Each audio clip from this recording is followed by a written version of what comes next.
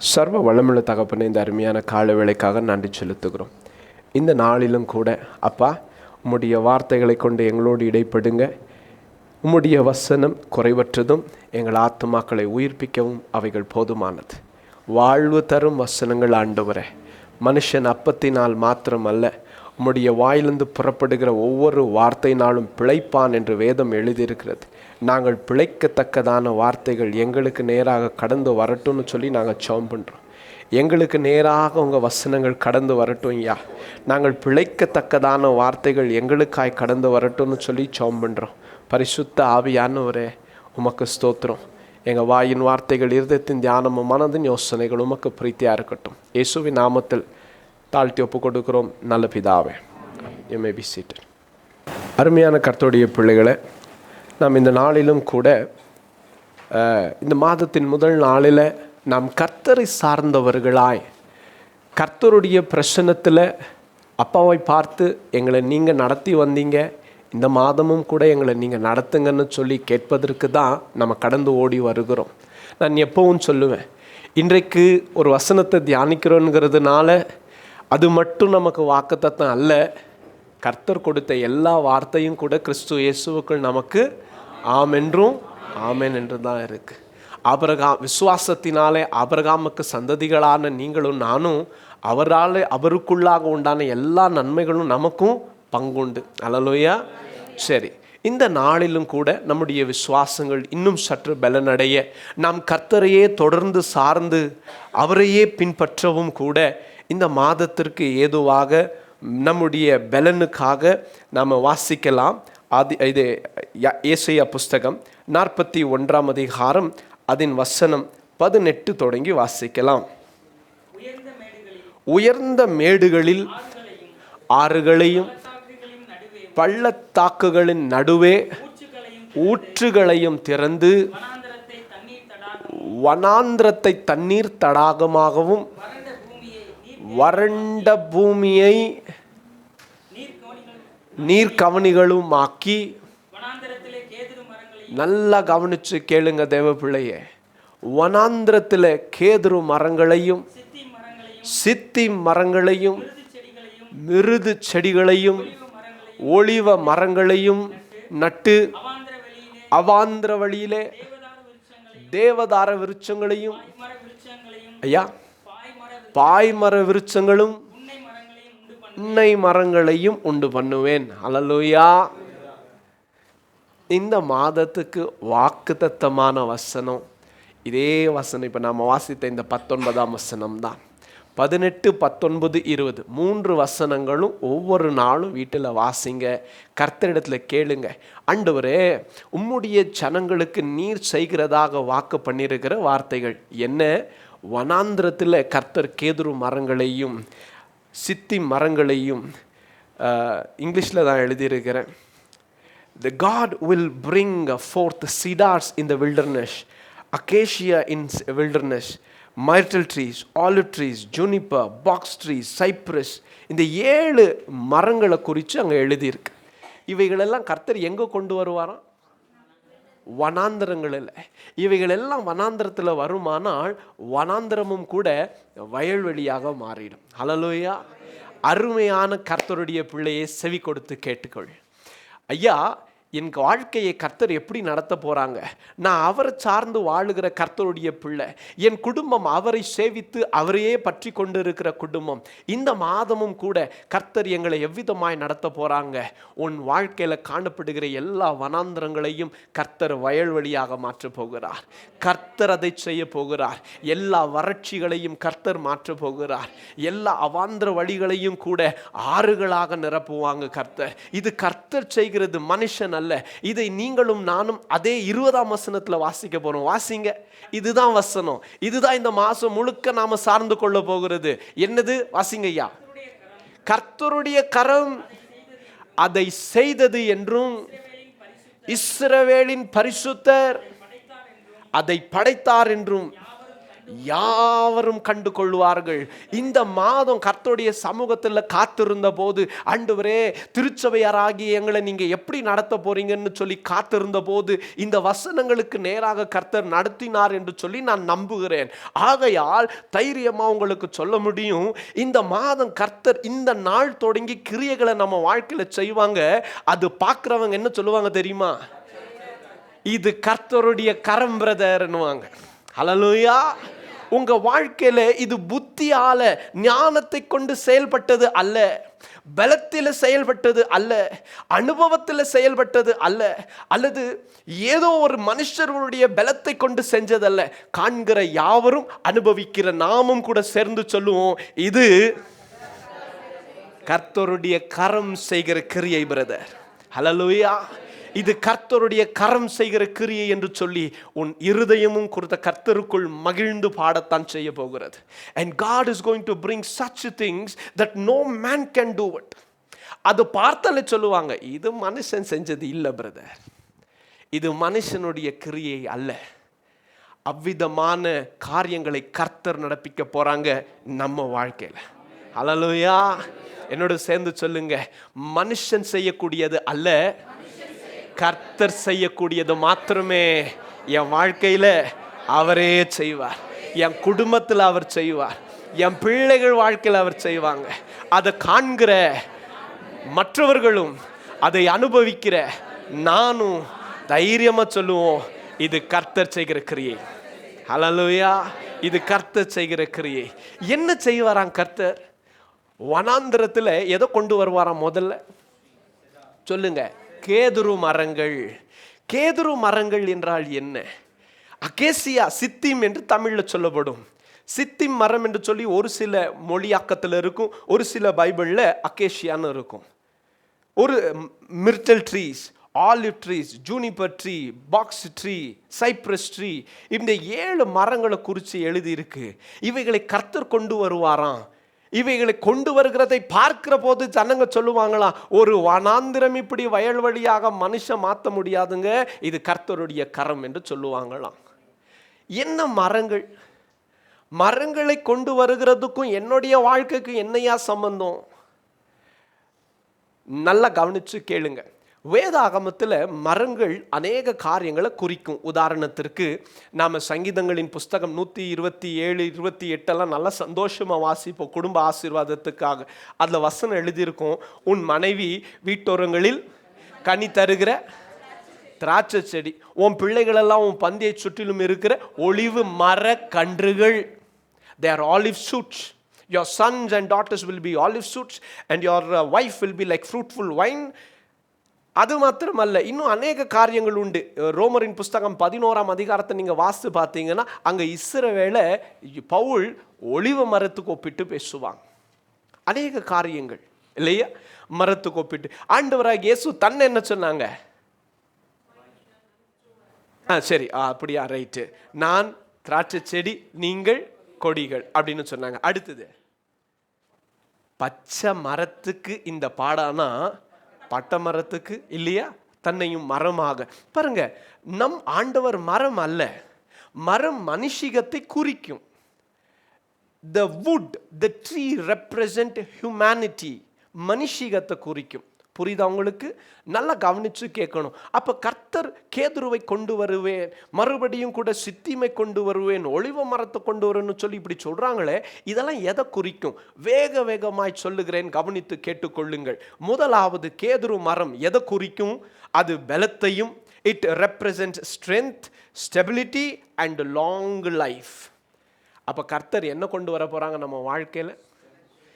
பலனும், உறுதியாய் நிறுத்தலும், நீடித்த நாட்களையும். ஹல்லேலூயா. ஆமா, எவ்வளோ பெரிய ஆசீர்வாதங்கள் என்று கவனிச்சு பாருங்க. First thing, it is cedar tree. சரி, it represent strength, stability and long life. நீங்க ஆதாரத்துக்கு ஒரு சில வசனங்களை எழுதி வச்சுக்கோங்க, நான் சொல்லுகிறத வாசிக்கலாம். சரியா? சங்கீதங்களின் புஸ்தகம் 92ஆம் அதிகாரம் அதன் 12ஆம் வசனம். சங்கீதம் 92ஆம் அதிகாரம் அதன் 12ஆம் வசனம் வாசித்து பாருங்க, என்ன எழுதியிருக்கு? நீதிமான் பனையை போல செழித்து லெபனானில் உள்ள யாருங்க? நீதிமான். பாருங்க, அந்த நாட்களில் கேதுரு மரம் எதுக்கு பயன்படுத்தினாங்க தெரியுமா? பெரிய பெரிய அரண்மனைகளை கட்ட, பெரிய பெரிய தூண்களாக நிறுத்தத்தான் இந்த கேதுரு மரங்கள் பயன்படுத்தப்பட்டது. கேதுரு மரம் சின்ன சின்ன வேலைக்கெல்லாம் பயன்படுத்தப்படலை, அவைகள் தூண்களாக நிறுத்தப்பட்டது. Now cedar represent cedar was used for what? As pillars and beams. புரியுதா உங்களுக்கு? உதாரணத்துக்கு தாவீது எப்படிப்பட்ட வீட்டில் இருந்தார் தெரியுமா? கேதுருகளால் கட்டப்பட்ட வீடு. 2 சாமுவேல் புஸ்தகம் 7ஆம் அதிகாரம் 2ஆம் வசனத்தை வாசிச்சு பாருங்க. 2 சாமுவேல் 7:2.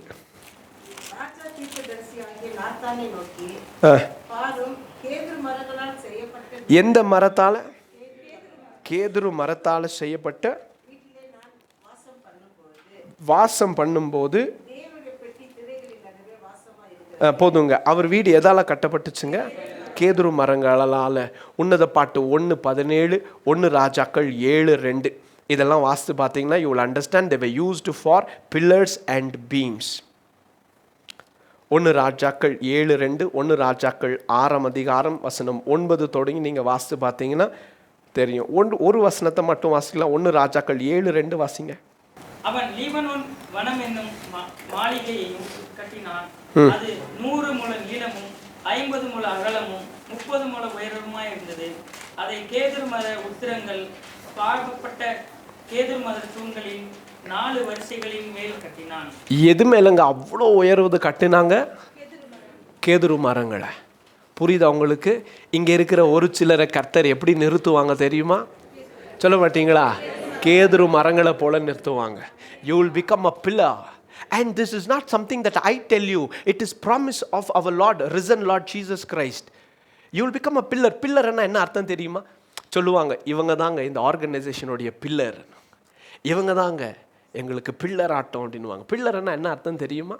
இன்னும் பில்லர் நேரம் இல்லை, வேகமாக சொல்கிறேன். பில்லர் அப்படின்பது என்னங்க? இல்லை, தாங்கி பிடிப்பது ஒன்று. 2வது என்ன தெரியுமா? வானத்தையும், அதாவது உப்புரத்தையும் தரையையும் சேர்க்கிறது. அப்படின்னா என்ன அர்த்தம்? யூல் பிகம் அ பில்லர் என்று சொன்னால் வானத்துக்கும் பூமிக்கும் ஒரு மத்தியஸ்தன கர்த்தர் நிறுத்துவாங்க. You're understanding?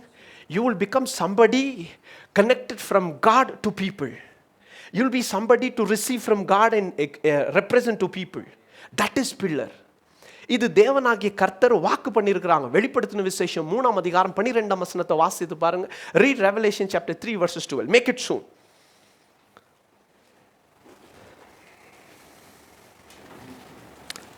ஜெயம் பெறுகிறவர்களை கர்த்தர் தம்முடைய ஆலயத்தில் என்னவா நிறுத்துறாங்களாம்? ஜெயம் கொள்ளுகிறவர்களை என் தேவனுடைய ஆலயத்தில் நான் அவர்களை. அல்லேலூயா. ஒரு சிலர் இங்கே என்னவா எழும்ப போறீங்க? எங்க கேதுருவா எழும்ப போறோங்க. அல்லேலூயா. கேதுருவா நிற்க போறீங்க. சபைகளில் நீங்க தூணா இருக்க போறீங்க. கர்த்தருக்கும் மனுஷர்களுக்கும் மத்தியில் நிற்க போறீங்க. நீங்க அதாவது ஊழியத்தில் தூணா இருக்க போறீங்க. கர்த்தரை மற்றவர்களுக்கு வெளிப்படுத்துறவங்களா இருப்பீங்க. And God will bring cedars and people will know that this is not man doing, this is God doing. எங்க இவங்களாங்க? ஆமா, இது மனுஷன் செய்யல, இது கர்த்தர் செய்யறாங்க. உன்னை பார்க்குறவங்க கண்டு கொள்ளுவாங்க. எப்படிங்க? இந்த வனாந்திரத்தில் உன் குடும்பத்தில் யாருமே எந்திரிச்சிருக்க மாட்டாங்க, ஆனால் கர்த்தர் ஒன்றை கேதுருவாக நிறுத்துவாங்க. And everybody would say, this is God doing, look at that. Exactly, that is cedar. அவ்வளோதான் நேரம். இப்போ அடுத்தது 2வது. ஒரு சிலர் யாருங்க இங்க? கேதுருக்கள். ஒரு சில யாரு? பேதுருக்கள் இல்லை, கேதுருக்கள். கேதுரு மரங்களை போல இருப்போம் இல்லையா? And you know what? Peter was called pillar on those days. They were called the pillars on the initial days. பேதுரு, யோவான், யாக்கோப், இவங்க 3 பேர் தான் என்னென்ன அழைக்கப்பட்டாங்க? தூண்கள். அன்றைக்கு இருந்த தூண்கள். சரி, நேரம் பத்தாது. அடுத்ததாக 2வது என்னங்க? சித்திம் மரம். Some of them would be சித்திம். இது என்ன சித்திம் என்றால் என்ன? அகேஷியா என்று சொல்லலாம் அல்லது சித்திம் என்று சொல்லலாம். இது எதை குறிக்கும்? This represent the incorruptibility. இந்த மரம் கெட்டு போகாது. இந்த மரம் என்ன ஆகாது? கெட்டு போகாது. இந்த மரத்தை தான் எதுக்கு பயன்படுத்தினாங்க தெரியுமா? கர்த்தருடைய ஆசாரிப்பு கூடாரத்தில் பயன்படுத்தப்பட்ட எல்லாமே இந்த மரத்தை வச்சு தான் பயன்படுத்தினாங்க. நீ கர்த்தருடைய பிரசன்னத்தில் பயன்படுத்தப்படக்கூடிய பாத்திரமாய் கர்த்தர் மாட்டிடுவாங்க. அல்லேலூயா. புரியுதா உங்களுக்கு? கர்த்தருடைய உடன்படிக்கை பெட்டி இந்த மரத்தில் தான் செஞ்சாங்க. அப்பம் வைக்கக்கூடிய மேஜையை இந்த மரத்தில் தான் செஞ்சாங்க. இன்னும் செய்த எல்லா பொருட்களும் கூட தேவ பிரசன்னத்தில் எந்த மரத்தில் வச்சு செஞ்சாங்க தெரியுமா? இதில் தான் வச்சு செஞ்சாங்க. உங்கள் பிள்ளைங்க சித்தி மரத்தை போல கர்த்தருக்காக பயன்படுத்தப்படுவாங்க. அல்லேலூயா. அதை கர்த்தர் தம்முடைய பிரசன்னமாகிய பொன் தகட்டால மூடி வைப்பாங்க. Your children will be precious in the sight of God. Your children and your generations would be like shittim wood that is used in the presence of God to become the instruments. ஒரு அருமையான கருவிகளாக மாறுவாங்க. இது acacia மரத்துக்குரிய ஒரு சில காரியங்கள். நீங்கள் யாத்ராகமத்தின் புஸ்தகம் 25ஆம் அதிகாரம் தொடங்கி வாசிங்க முழுசா. மூன்றாவதாக அடுத்தது என்னங்க? மெர்டில் ட்ரீஸ். இது என்னங்க குறிக்கும்? It represents what? It represents restoration, it represents humility, it represents joy. எதுங்க? மிர்டில் ட்ரீஸ். இது பெரிய பெரிய மரமாக இருக்காது. இது மிர்டில் ட்ரீஸ். கேதுரு மரம் எப்படி இருக்கும்? ரொம்ப உயரமும் ரொம்ப பெருசாக இருக்கும். அதாவது கேதுரு மரத்தை குறித்து ஒரு நாள் வாசித்த போது நான் பார்த்துருந்தேன். சுமார் 200 அடி உயரமாக இருக்குமா. அதனுடைய திக்னஸ் 50 அடி இருக்குமா. 50 அடின்னு என்ன தெரியுமா? இதை விட பெருசு. 50 அடி திக்னஸ்லையும் 200 அடி உயரத்துலையும் வளருமா மரங்கள். நல்லா matured tree will be in that size. ஆனால் இப்போ நம்ம வாசிக்கிறோம் பார்த்தீங்களா இந்த மிர்டில் ட்ரீஸ். இது அப்படி இருக்காது.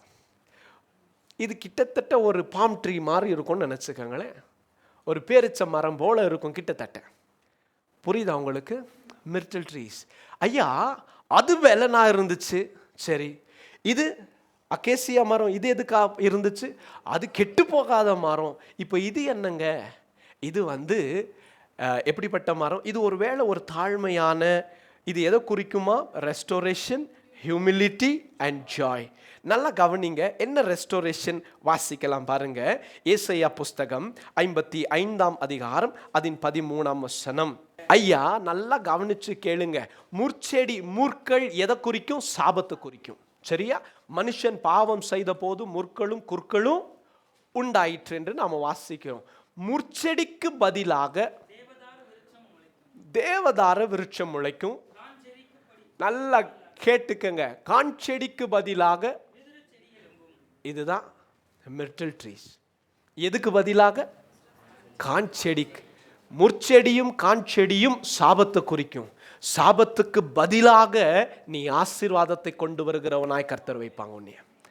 You will replace the curse into a blessing. லூஸாக இருக்கும். நீங்கள் உள்ள பிரவேசித்த உடனே உங்கள் நிமித்தமாய் கர்த்தருடைய பிரச்சனை உங்கள் கூட வருகிறது நிமித்தமாய் அது பெத்தேலா மாறும். புரியுதா உங்களுக்கு? கூடாததாக இருக்கும். ஆனால் கர்த்தர் உங்கள் கூட வருகிறதுனால, தேவ பிரச்சனை உங்கள் கூட இருக்கிறதுனால காரியங்கள் வாய்க்க செஞ்சிடும். நீங்கள் வேலை செய்கிற இடத்துல சொல்லுவாங்க, நீங்கள் இருங்கன்னுவாங்க. ஏங்க நாங்கள் இருக்கணும்? நீங்கள் இருந்தால் தான் வேலை நடக்கு. நீங்கள் வாங்க பிரதர், ஏங்க நீங்கள் வந்தால் காரியங்கள் நடக்கு. ஏன்னா அது நாங்கள் அல்ல, நம்ம கூட இருக்கிற கர்த்தருடைய பிரசன்னம். புரியுதா உங்களுக்கு? You will become myrtle trees to replace things and God will bring you there.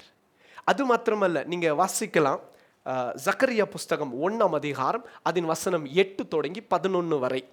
Zakariya புஸ்தகம் 1ஆம் அதிகாரம் வசனம் 8 தொடங்கி 11 வரை. ஹியூமிலிட்டிக்கு பாருங்க எவ்வளோ அழகா இருக்கு. இந்த ராத்திரி சிவப்பு குதிரையின் மேல் ஏறி இருந்த ஒரு புருஷனை கண்டேன். பள்ளத்தாக்கில் இருக்கிற எங்கெங்க இந்த செடிங்க எங்க அதிகமா வளரும் பாருங்க. இதுக்கு மரம்னு சொல்லல, மிருது செடிகள். இது பெருசு பெருசா இல்லை. இது எங்க இருக்கு? பள்ளத்தாக்குல இருக்கு. மனுஷர்களால சாதாரணமா பார்க்க முடியாது. அதாவது யாருடைய ஈர்ப்பையும் அது கொள்ளாது. அது பள்ளத்தாக்கில் இருக்கிறவைகள். ஆனாலும் என் வேதம் சொல்லுகிறது கர்த்தருடைய பிரசன்னம் அங்கதான் நின்று இருந்துச்சு. மிருது செடிகளுக்கு மத்தியில தேவதூதன் நின்றுட்டு இருந்தாங்க. புரியுதா உங்களுக்கு? Show listen closely. Some might be cedars well seen by everyone. 200 அடி ஆச்சே, எல்லார் கண்களுக்கும் தெரியும். ஒரு சிலர் ஒருவேளை மிருது செடி போல இருக்கலாம். தேவ பிள்ளையே, கர்த்தர் அங்கே தான் நிற்கிறார். பள்ளத்தாக்கு பிரதர், மலைகள் இல்லை, பள்ளத்தாக்கு. பள்ளத்தாக்கா இருந்தாலும் சரி, உயர் மலையா இருந்தாலும் சரி, கர்த்தர் அங்கே தான் இருக்கிறாங்க. ஹல்லேலூயா. ஒரு சிலர் அப்படிப்பட்ட அனுபவங்களுக்குள்ளாக கடந்து போக வாய்ப்புகள் உண்டு. வாசிங்க, தொடர்ந்து வாசிங்க அதை. என் ஆண்டவரே, யார் என்று கேட்டேன். என்னோடு பேசுகிற தூதனானவர், இவர்கள் யார் என்று நான் உனக்கு காண்பிப்பேன் என்று சொன்னார். அப்பொழுது மிருது செடிகளுக்குள்ளே, மறுபடியும் மிருது செடிகளுக்குள்ளே நின்ற அந்த புருஷன் பிரதியுத்தரமாக, இவர்கள் பூமி எங்கும் சுற்றி பார்க்க கர்த்தர் அனுப்பினவர்கள் என்றார். கர்த்தர் அனுப்பினவர்கள் என்றாங்க. அடுத்த வசனம். பின்பு அவர்கள் மிருது செடிகளுக்குள்ளே நின்ற கர்த்தருடைய தூதனை நோக்கி, மிருது செடிகளுக்கு மத்தியில யார் நின்னுட்டு இருந்தாங்க? தேவ தூதன் நின்றுட்டு இருந்தாங்க. கர்த்தருடைய பிள்ளையை மறுபடியும் சொல்லுகிறேன், நீ மனுஷனுடைய கண்களுக்கு காணாதவனாக இருக்கலாம், மனுஷனுடைய பார்வைக்கு அற்பமானவனாய் எண்ணப்பட்டு இருக்கலாம், ஆனால் தேவ தூதன் அங்கே நின்றுட்டு இருந்தாங்க. ஹல்லேலூயா. அடுத்ததுக்கு போயிடும். நெகேமியா 8:15 வாசிங்க. ஒன்று பார்த்துடலாம். அது சந்தோஷத்தையும் குறிக்கும். எப்படி பாருங்களேன், அந்நாளிலே கூடார பண்டிகையை ஆசாரிக்க, தி ஃபீஸ்ட் ஆஃப் பூத் என்று சொல்லுவாங்க. இந்த கூடார பண்டிகைகளை ஆசாரிக்க ஜனங்கள் அநேக மரங்களுடைய கிளைகளை உடைச்சிட்டு வருவாங்க. இயேசு கிறிஸ்து பவனியா போனப்போ என்ன பண்ணாங்க இல்லையா? அந்த போல இங்கே ஆசாரிப்பு கூடாரங்களை கொண்டாடுவதற்கு ஜனங்க தங்கள் சந்தோஷங்களை வெளிப்படுத்த ஒரு சில இந்த கிளைகளை ஒடிச்சிட்டு வருவாங்க. அப்படி ஒடிச்சிட்டு வர ஒரு கிளை எது தெரியுமா? இதே மைட்டல் ட்ரீஸ். நெகேமியா 8:15 ஐயா.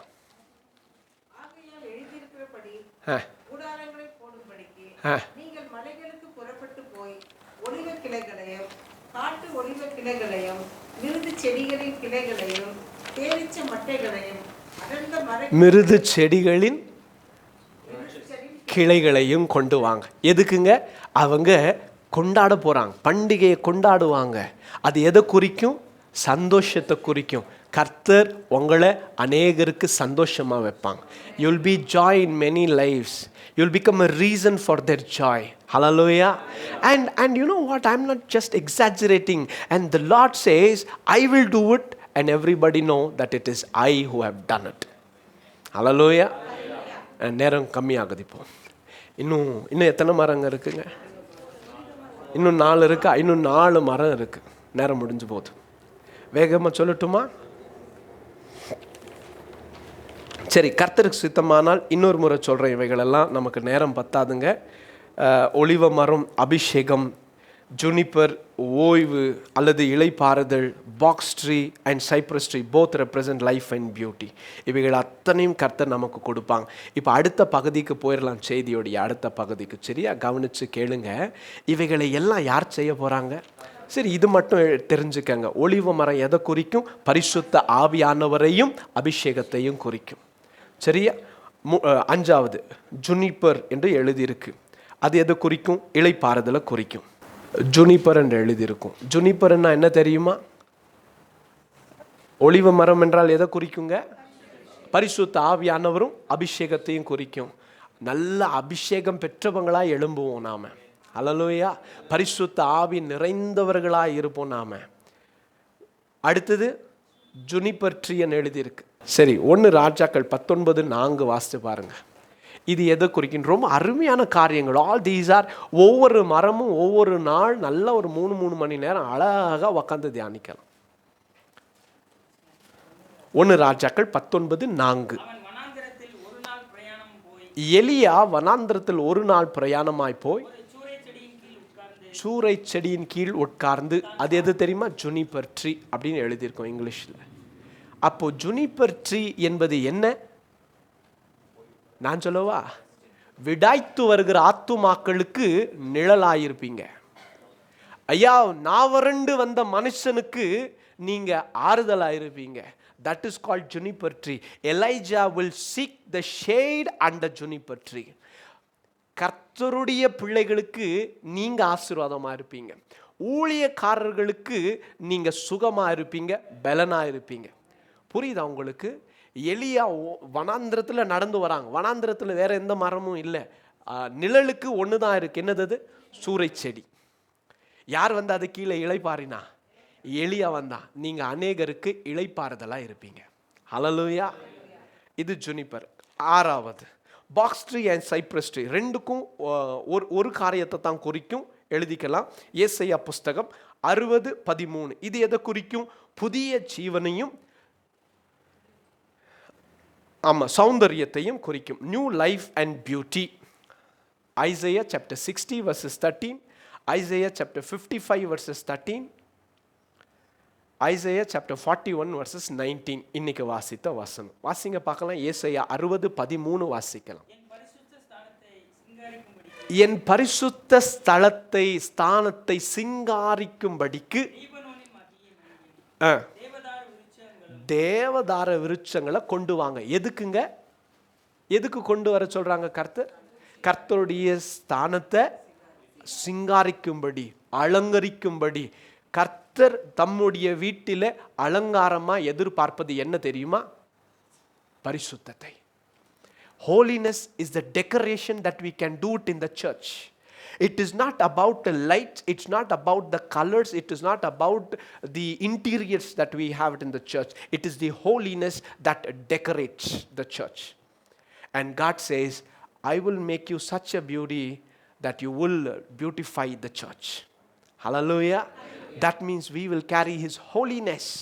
கர்த்தரை பரிசுத்த அலங்காரத்தோடு தொழுது கொள்ளுங்க. கர்த்தர் அப்படி நிறுத்துவாங்க உங்களை என்னையும். அல்லேலூயா. ஏசாயா 55:13 வாசிங்க பார்க்கலாம். ஏசாயா 55:13. முற்செடிக்கு பதிலாக தேங்க்யூங்க. That is called cypress tree. முற்செடி இருந்த இடத்துல இனி முற்செடியா இருக்காது. என்னவா இருப்போம்? தேவதார விருட்சமா இருப்பீங்க. அல்லேலூயா. பாருங்க, முற்செடி என்பது, முற்செடி எப்போ வந்துச்சுன்னு நான் சொன்னேன், பாவம் செய்த போது. அப்போஸ்தலனாகிய பவுல் என்ன சொல்லுகிறான்? முள் கொடுக்கப்பட்டிருக்கு, அது என்ன குட்டுகிற சாத்தானா இருக்கு ஆண்டவரே. இனி நீ யார் வாழ்க்கைக்கும் முள்ளா இருக்க மாட்டேன், முற்களுக்கு பதிலாக தேவதார விருட்சமா இருப்பீங்க. ஹல்லேலூயா. and that is how we will replace. இது எல்லாமே பாருங்க, இதுதான் கர்த்தர் செய்ய போறேன்றாங்க. சரியா? என் செய்தி இது இல்லை. ஒரு சிலரெல்லாம் நம்ம ஒவ்வொருவரையும் கர்த்தர் ஒவ்வொன்றாக நிறுத்துவாங்க. எத்தனை கேதுருக்கள், எத்தனை அக்கேசியாக்கள், எத்தனை மிருது செடிகள், எத்தனை ஒலிவ மரங்கள், எத்தனை சூறை செடிகள், எத்தனை என்னங்க இப்போ வாசிச்சது? Cyprus tree. தேவதார விருட்சங்கள் எத்தனை? how many are box tree? You might be one or the other, but let me tell you, and none of these things will be done in our strength. It is God who will do it. Hallelujah. நான் எப்பவுமே சொல்லுவேன் இல்லையா, பாருங்கள், நீங்கள் சபையில் என்ன மட்டும்தான் பார்ப்பீங்க. நான் தான் பிரசங்கம் பண்ணுறேன், நான் தான் ஆனால் என்னோடு கூட இருக்கிறவங்களும் உங்களுக்கு அவ்வளோ சாதாரணமாக தெரியாது. ஆனால் கர்த்தர் அவர்களுக்கு மத்தியில் அவர்களோடு இருந்து கிரியைகளை செய்கிறாங்க. ஹல்லேலூயா. வாலிப பிள்ளைங்க தாங்களுடைய ஊழியங்களை தாங்க செய்கிறாங்க. அது மனுஷர்களுடைய பார்வைக்கு தெரியாமல் இருக்கலாம், ஆனால் கர்த்தர் அவங்களையும் ஒரு நோக்கத்தோடு பயன்படுத்தி வராங்க. கர்த்தர் ஏற்ற காலத்தில் சகலத்தையும் வெளிப்படுத்துவாங்க. உங்களை பார்க்குறவங்க ஒன்று சொல்லுவாங்கங்க, நீங்கள் கேதுருவா இல்லை அக்கேசியவா ஒலிவமா எனக்கு தெரியாது, நீங்கள் யாருங்க? இருங்க யோசித்து பார்க்குறேன். Let me choose one. No, I will tell you one thing. எங்களுக்கு தெரியலங்க, கர்த்தர் என்னவா தீர்மானிக்கிறாரோ தீர்மானிக்கட்டும். ஆனால் ஒன்று எங்களுக்கு தெரியும், என்ன? இது செய்கிறது கர்த்தருடைய கரம். ஹல்லேலூயா. நீங்கள் கர்த்தரை கேட்கலாம். உங்கள் வாழ்க்கையில் இருக்கிற காரியங்களை பார்த்து நீங்கள் அடையாளம் கண்டு கொள்ளலாம் நீங்கள் என்னவா இருக்கிறீங்கன்னு சொல்லி. You understand it? You can see it for yourself. You might be an olive tree, not a cedar tree. ஐயோ, நான் தூணாக இல்லையே, பரவாயில்லப்பா, நீ அபிஷேகத்துக்காக பயன்படுத்தப்படுகிறவன். ஐயோ, நான் கேதுருவை போல இல்லையே, பரவாயில்ல, நீ வேற. தேவதூதன் அங்கே தான் வந்து நிற்பாங்க. பள்ளத்தாக்கில் இருக்கிறனே, கவலைப்படாத, அங்கே தான் வந்து நிற்பாங்க. It is all you will see is this is God's doing. புரியுதா உங்களுக்கு? This is God's doing. இந்த மாதத்தில் நாம் கர்த்தரிடத்தில் கேட்க வேண்டியதெல்லாம் இதுதான். அப்பா, உங்கள் கிரியைகளை நாங்கள் மட்டும் இல்லை, எல்லாரும் பார்க்கணும், அவங்க சொல்லணும், இது கர்த்தரே அல்லாமல் வேறு யாரும் நிச்சயமாக செஞ்சிருக்க வாய்ப்பே இல்லை பிரதர். இது வாய்ப்பே இல்லை அப்படி சொல்லணும். ஹல்லேலூயா. ஒரு சில காரியங்கள் உங்களுக்கு வேகமாக காட்டி கொடுக்குறேன் பாருங்க. நிக்கோதேமு என்கிற மனிதன் ஆண்டவராகிய இயேசுவை பார்த்து யோவான் புஸ்தகம் 3ஆம் அதிகாரம் அதன் 2ஆம் வசனத்தை சொன்னாங்க, இயேசுவே நீர் தேவனிடத்தில் வந்தவர் என்று நாங்கள் அறிவோம்.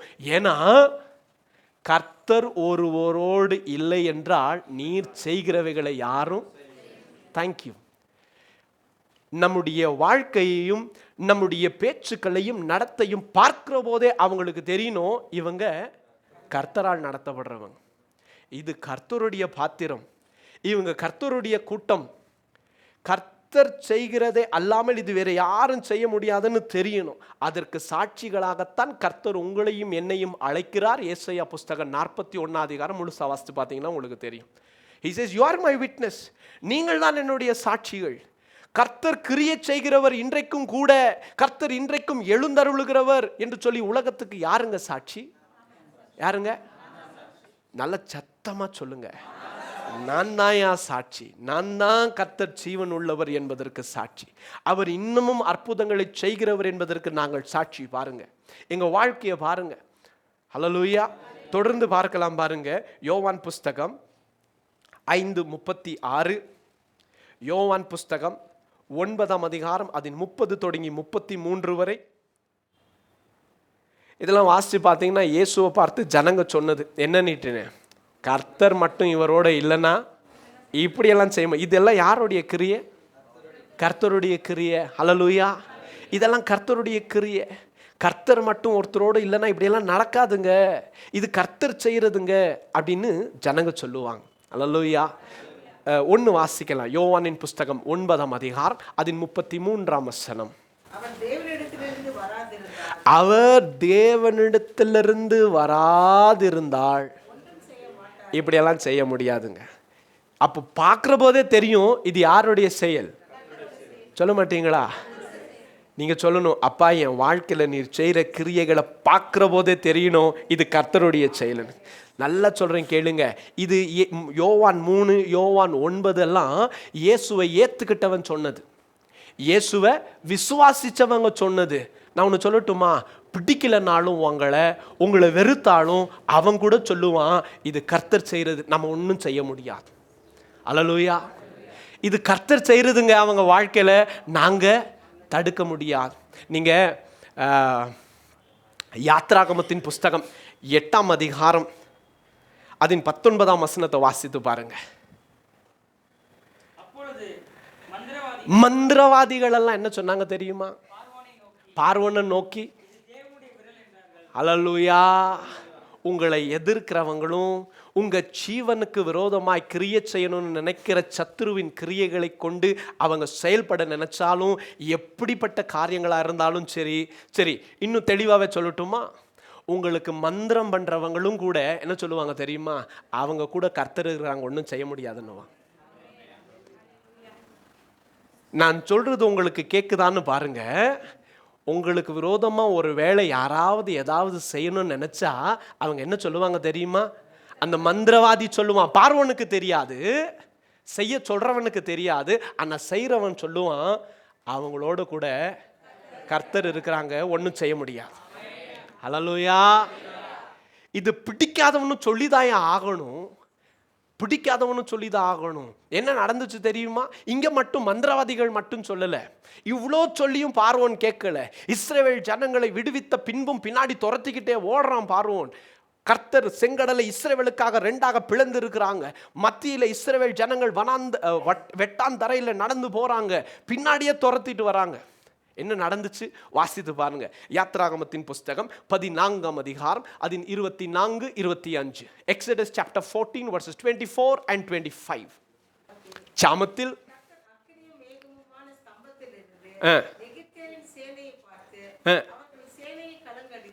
சேனையை, எகிப்தின் சேனையை கலங்கடித்து அவர்களுடைய ரதங்கள் எல்லாம், அந்த சக்கரங்கள் எல்லாம் கலண்டி போச்சு. ரதங்களை கஷ்டப்பட்டு தள்ளுறானுங்க. எகிப்தியர்கள் எல்லாம் என்ன சொல்றாங்க தெரியுமா? பேசாம ஓடிடுவோம். ஹல்லேலூயா. இது இஸ்ரவேல் சொல்லல தேவ பிள்ளையே, நான் மறுபடியும் சொல்லுகிறேன். உன்னைய பிடிக்காதவங்க கூட உன்னை பார்த்து என்ன சொல்லுவாங்க தெரியுமா? கர்த்தர் இவர்களுக்காக யுத்தம் பண்றாங்க, நாம் ஒன்றும் செய்ய முடியாது. ஹல்லேலூயா. உன்னை பிடிக்காதவர்களும் உன்னை வெறுக்கிறவர்களும் உன்னை இல்லாமல் பண்ணி போட வேண்டும் என்று நினைக்கிறவர்களும் கூட அவர்கள் அறியாமலோ அறிந்தோ அவர்கள் வாயிலிருந்து கர்த்தர் சாட்சியை வெளியில கொண்டு வருவார், கட்டாயமாக கொண்டு வருவார்.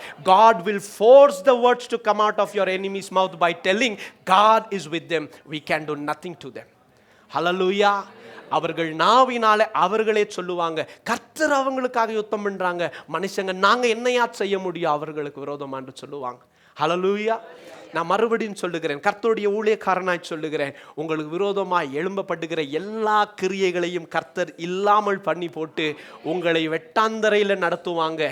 உங்கள் ஜீவனை பின்பற்ற நினைக்கிற சத்துருக்களையோ கர்த்தர் மூழ்கடித்து அவர்களின் பிணங்களை நீ தாண்டி போவாய்.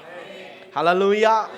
நீங்க தொடர்ந்து வாசித்து பாருங்க. அப்போஸ்தலர் புஸ்தகம் 4ஆம் அதிகாரம் 16ஆம் வசனம் 17ஆம் வசனம். இங்க இருந்த தலைவர்களுக்கு அப்போஸ்தலர்களை பிடிக்கல.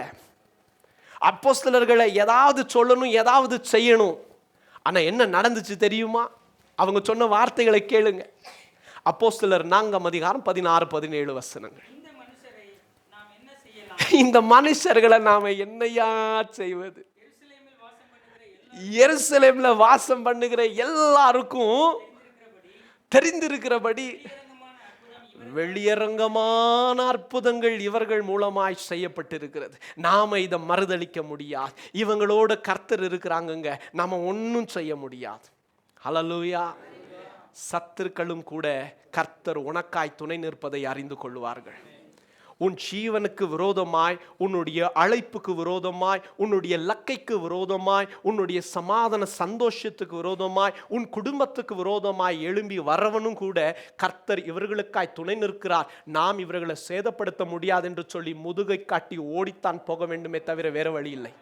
ஹல்லேலூயா. அடுத்த காரியங்களை வாசித்து பாருங்க. தானியேலின் புஸ்தகம் 2ஆம் அதிகாரத்தை வீட்டுக்கு போய் வாசிங்க. நான் மறுபடியும் சொல்லுகிறேன், உங்க வாழ்க்கையில, நம் வாழ்க்கையில இந்த மாதங்களில, இந்த நாட்கள் தொடங்கி கர்த்தர் செய்கிற கிரியைகளை பார்க்கிறவங்க சொல்லுவாங்க, இது கர்த்தர் அல்லாம. தானியேலின் புஸ்தகம் 2ஆம் அதிகாரத்துல ராஜாக்கு ஒரு சொப்பனம் உண்டாச்சு. ராஜா சொன்னாங்க, நான் சொப்பனத்தையும் சொல்ல மாட்டேன், ஆனால் சொப்பனத்தையும் சொல்லணும், வியாக்கியானத்தையும் சொல்லணும். அதுக்கு இந்த மந்திரவாதிகள் எல்லாம் என்ன சொன்னாங்க தெரியுமா? அது தெய்வங்களை தவிர யாரும் சொல்ல முடியாதுன்னா என்ன சொன்னாங்க?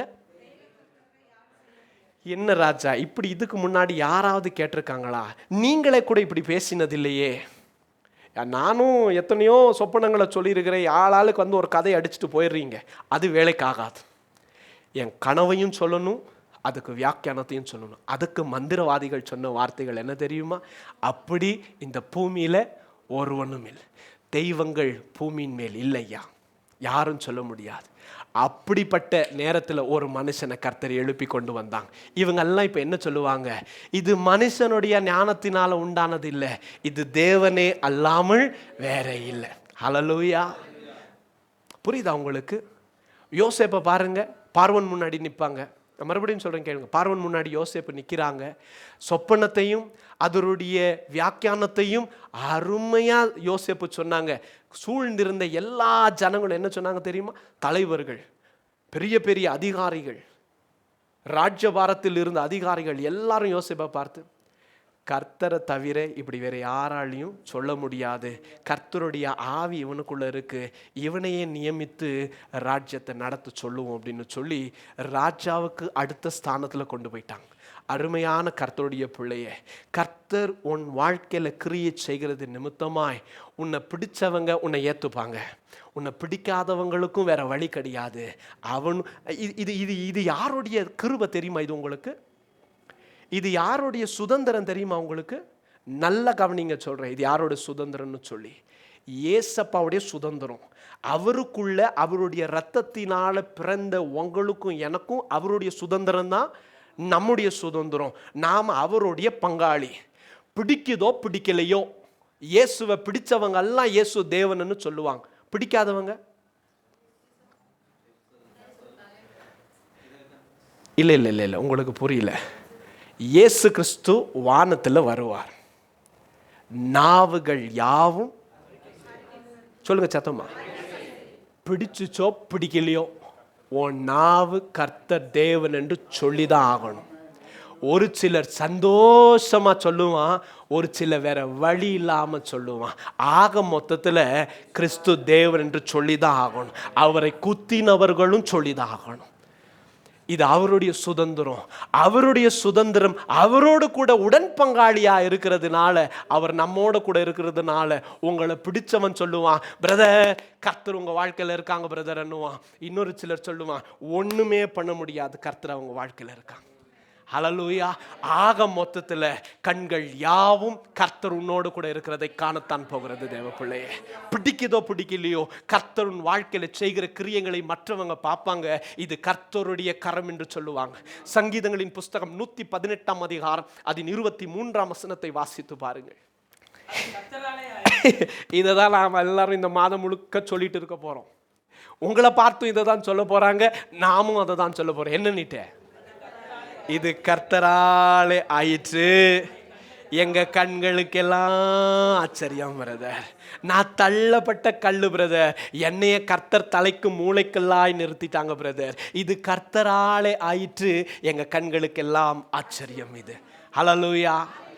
தேவ பிள்ளையே, மற்றவர்களின் கண்களுக்கு ஆச்சரியங்களே கர்த்தருடைய ஊழியக்காரனாய் உங்களை நானும் ஆசீர்வதித்து வாழ்த்துகிறேன். கர்த்தர் வாக்கு பண்ணினபடியே அவருடைய பலத்த கரம் நம் வாழ்க்கையில் கிரியை செய்வதாக. அவர் கிரியை செய்கிறதை உங்களை நேசிக்கிறவர்களும் கண்டு உங்களுக்காய் கர்த்தரை ஸ்தோத்திரிப்பார்கள். உங்களை வெறுத்து உங்களை வேண்டாம் என்று தள்ளுகிறவர்களும் அவர்கள் அறியாமல் வேற வழி இல்லாமல் கர்த்தர் அவர்களோடு இருக்கிறார்கள், அவருக்கு விரோதமாய் நாங்கள் ஒன்றும் செய்ய முடியாதுன்னு சொல்லுவாங்க. நீங்களும் நானும் விசுவாசத்தில் கர்த்தர் என் பட்சத்தில் இருக்கிறார், எனக்கு விரோதமாய் யார் எழும்பி நிற்க முடியும்னு சொல்லுவோம். ஹல்லேலூயா. கர்த்தர் நம்மோடு கூட இருக்கிறாங்க. நாம் வேத வசனங்களை இரவும் பகலும் தியானிப்போம். வலது பக்கமாகிலும் இடது பக்கமாகிலும் நாம் சாயாமல் இருப்போம். நாம் ஜீவனோடு இருக்கிற நாளெல்லாம் ஒருவனும் நமக்கு எதிர்த்து நிற்பதில்லை. ஹல்லேலூயா. நாம் எழுந்து நிற்கலாம்.